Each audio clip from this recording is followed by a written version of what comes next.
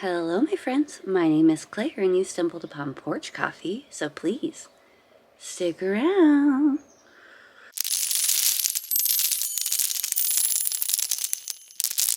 Hi, friends. My name is Claire, and this is my channel, Woodshed Theory. Here, I make content about what it is like to live as an adult on the autism spectrum, and whatever else feels good to me. That's so rude. So rude. So if that sounds good to you, or if you're feeling particularly gracious today, and I hope that you are, please go ahead and click the subscribe button, ring the bell. I almost forgot to mention that every so often I put out several videos a week. Click the like, click the like. Hi guys, how are you? I'm so happy to see you. I just look forward to our morning together every week. So I'm glad that you're here. Mug Club updates. One more, we're at 59. I almost have to change it to a 6, probably next week.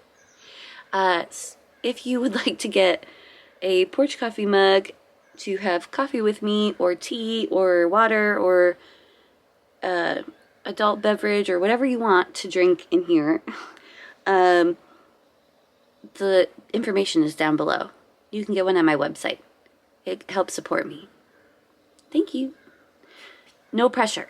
No pressure. If you're new here, I have Porch Coffee once a week with you because I'm an autistic lady. And when you have autism, it's hard to have friends. And I have met just such a wonderful autism community on YouTube that I just never expected that I would find. So we sit, we have coffee, we talk. That's the video. I talk about my autistic life. You tell me in the comments about yours. If you're not autistic, you could still be here. That's cool. So I, did my normal stuff this week. I'm still working on my vegetable garden. Yesterday I went nuclear and covered everything in diatomaceous earth because a mealybug had the audacity to try and eat my baby loofah plant. And it got through a lot of it. So I'm feeling really happy that I gave one to a friend to grow, so hopefully she'll grow me a loofah. But I think it's savable. And I also, this week, split a lot of vegetables that when I planted, I didn't realize that they were 2 plants in the pot. But, so I split cucumber, squash, and zucchini.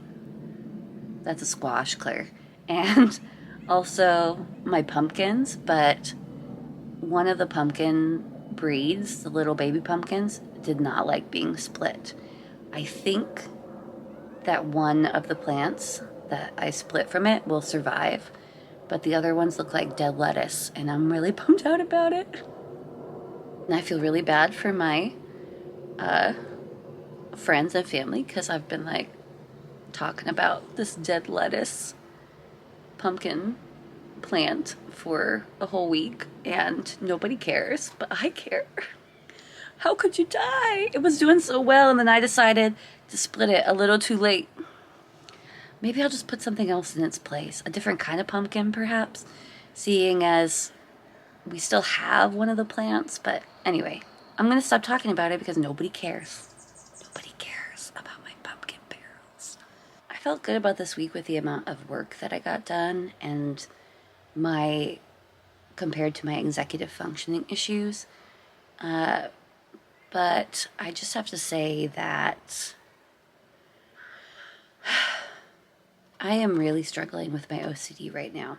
I'm trying to think about how I can be perceived by people, or how I want to be perceived by people, but also being honest, but also I struggle with communication as an autistic person. So how do I want to describe it, but also keep my privacy and it to be healthy and helpful to other people? It can be hard sometimes to figure out that line.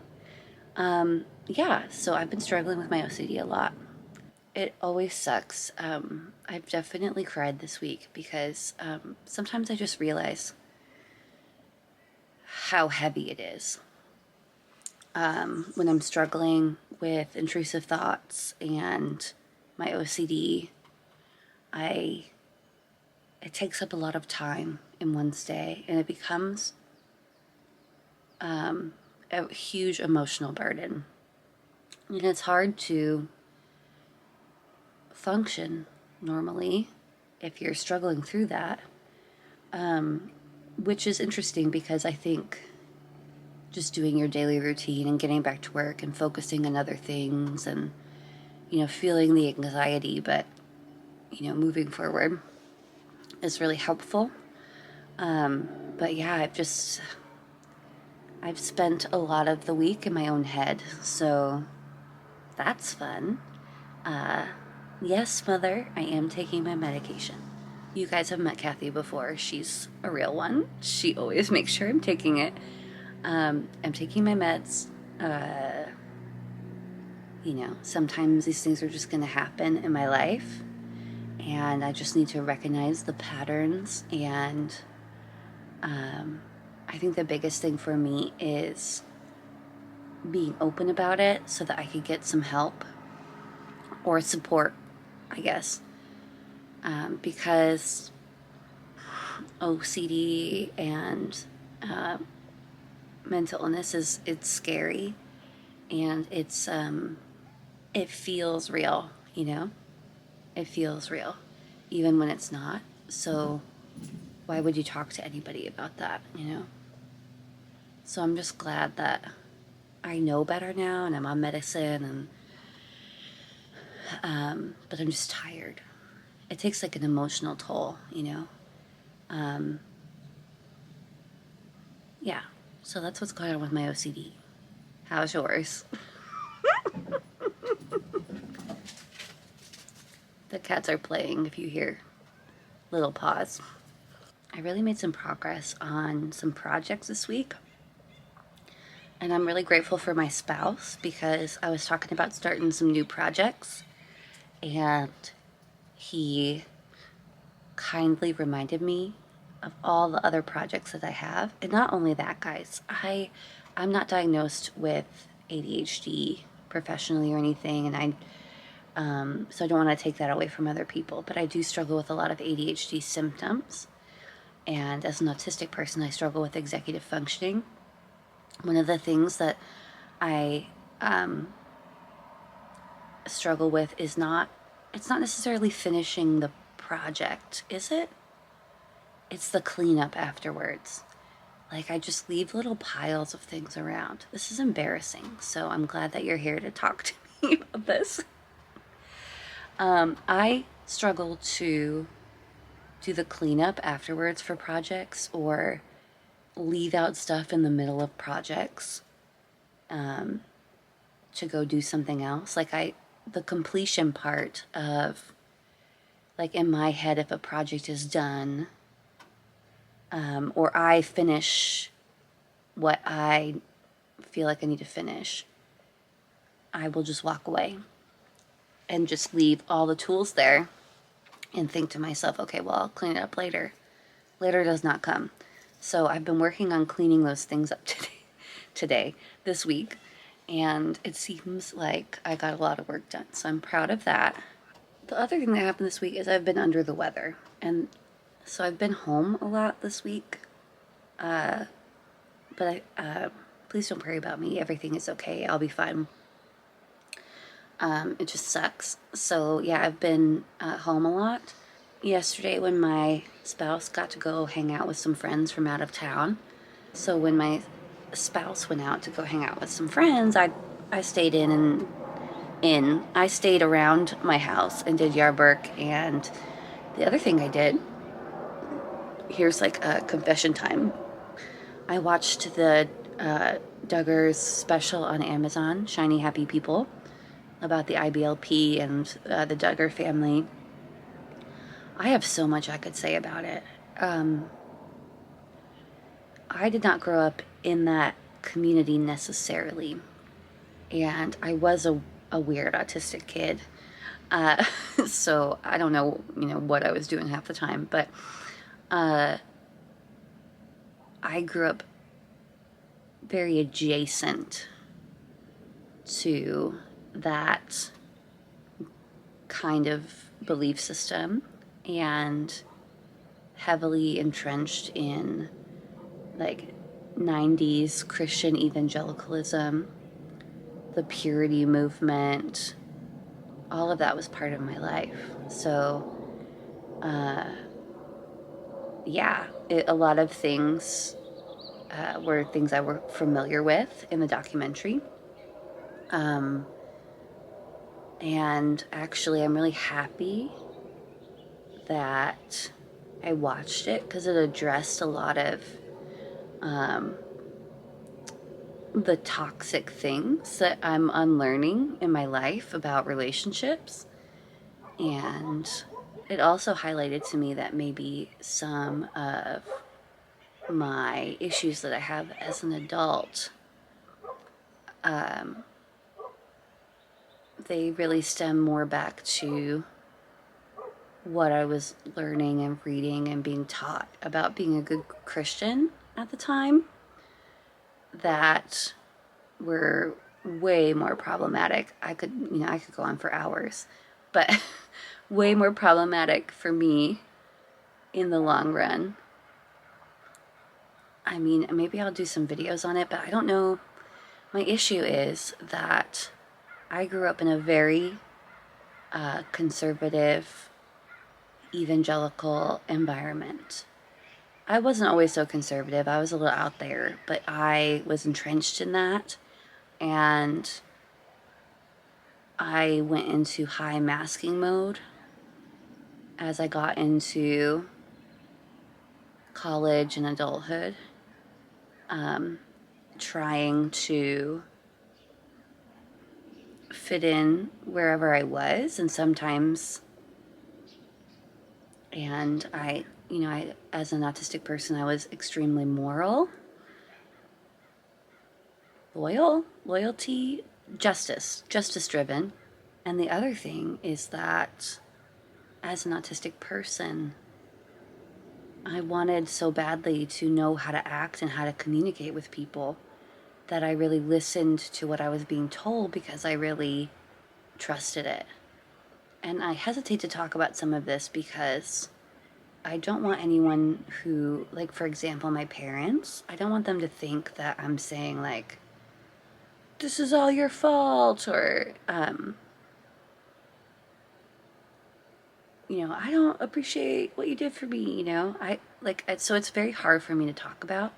But yeah, purity culture and watching the Duggars and like going through that whole thing and how messed up it is, and how that was what I wanted and it was my life and it was like everything went around that, and dating for marriage, and like it was so intense, especially for an undiagnosed autistic person trying to follow everything to a T and being promised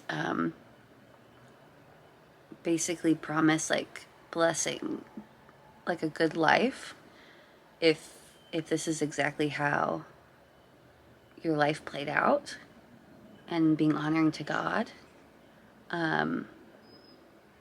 But yeah, it's just messed up. I don't know what to talk about it. Did you grow up like that? And it's, not just what my parents were teaching me, but more like what I was being taught and the culture at the time, the books I was reading.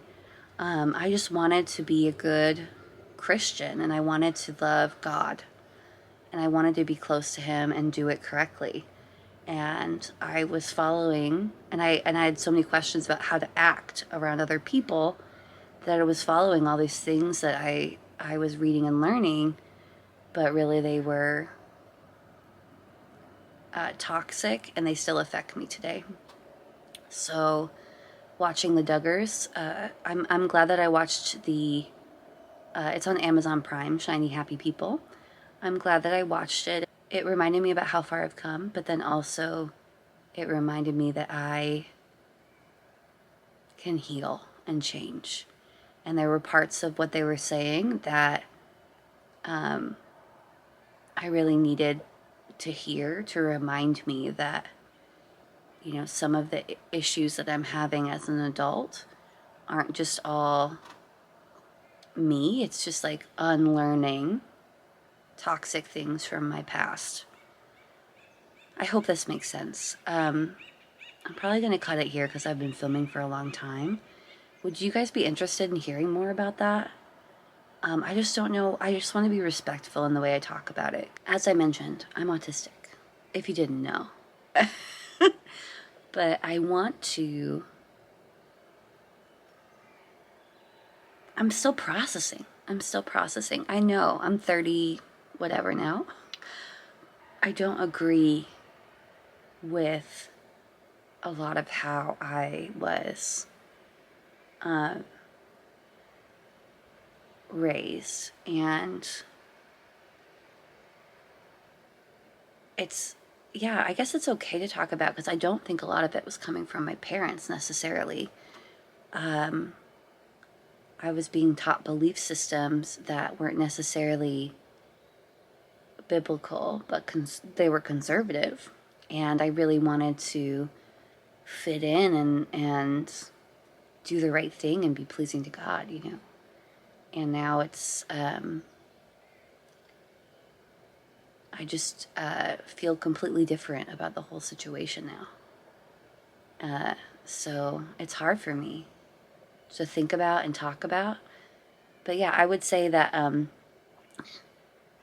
it just, watching that documentary brought up a lot of my past. And I think it was a good thing because it helped me work through some of that. Or it is helping me work through some of that in a way I hadn't thought about it before. Have you experienced this? Especially as an autistic person, like, you're just trying so hard to, like, do the right thing and follow what you're being told and how to act and how to be a good person. It's just weird because I didn't always act like that. I was just masking a lot. Okay, guys? I was masking a lot, trying to survive, trying to be a good person, trying to understand how the world worked, trying to understand how to be honoring to God. And at the time, I thought I was doing those things. But now I see that what I was being taught about purity culture and a lot of other things were really dangerous for people. So yeah, I'm glad I watched it. Did you watch it?